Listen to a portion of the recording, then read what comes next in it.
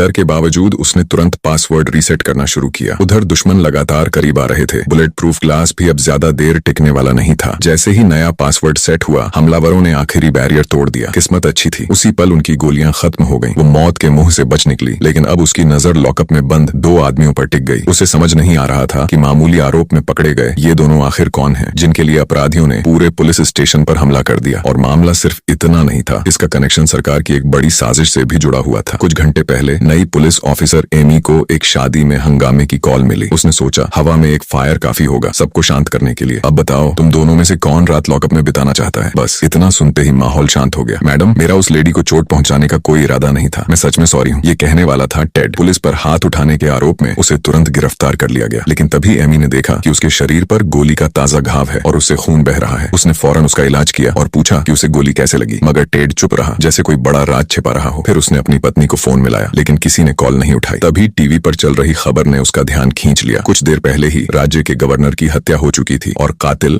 अभी तक फरार था। उधर शहर के दूसरे कोने में एक छोड़ी हुई पुलिस कार ने पेट्रोलिंग ऑफिसर्स का ध्यान खींचा। कार दूसरे राज्य की थी और उसकी बॉडी गोलियों के निशानों से भरी हुई थी। जैसे ही वे इसकी रिपोर्ट करने वाले थे, एक दूसरी कार तेज रफ्तार में सीधे उनकी तरफ आ गई। ड्राइवर नशे में था और उसने पुलिस गाड़ी को टक्कर मार दी। उसे तुरंत गिरफ्तार करके स्टेशन लाया गया। तलाशी लेने पर उसके पास कोई आईडी नहीं मिली, लेकिन एक अजीब सा डिवाइस जरूर मिला। उसने लड़खड़ाती आवाज में कहा, ये मेरा इंसुलिन डिवाइस है, मेरी जान इसी पर टिकी है। पुलिस ने उसकी बात मान ली और डिवाइस अपने पास रख लिया। आखिर एक नशेड़ी के सामान से क्या खतरा हो सकता था। उसे घसीटकर लॉकअप में डाल दिया गया। लेकिन जैसे ही पुलिस वाले वहां से हटे, वो आदमी पूरी तरह होश में आ गया। उसे देखते ही टेड के चेहरे का रंग उड़ गया। डर उसकी आंखों में साफ दिखाई दे रहा था, क्योंकि वो आदमी किसी और के लिए नहीं, सिर्फ उसी के लिए आया था। उसका नाम था बो, एक प्रोफेशनल हिटमैन। टेड ने घबराकर कहा, देखो मैं तुम्हें इससे भी ज्यादा पैसे दे सकता हूँ, बस मुझे छोड़ दो। लेकिन बो ने बिना एक सेकंड गंवाए मना कर दिया, क्योंकि जिस पैसे की टेड बात कर रहा था वो पैसे असल में चोरी के थे। और बो ने ठंडी नजर से उसकी तरफ देखते हुए कहा, हमारे बीच पहले ही एक डील हो चुकी है।